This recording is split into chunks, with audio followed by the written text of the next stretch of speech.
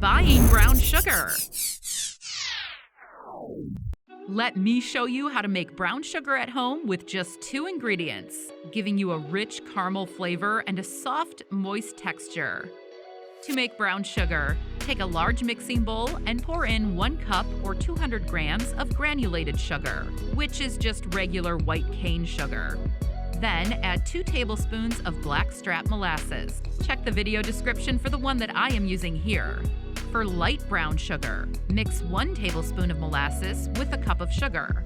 For darker brown sugar like I am making here, use 2 tablespoons of molasses per cup of sugar. Next, use a whisk or electric mixer to mix it well until the molasses is fully mixed in and the sugar has a smooth texture with no clumps, as you can see in the video here. Store the brown sugar in a glass jar and use it for baking recipes, in coffee, or to sweeten other dishes. This homemade brown sugar is soft, moist, with a rich caramel-like flavor, and it looks fantastic. Because it's so easy to make, you will never need to buy brown sugar again. Don't forget to like and subscribe.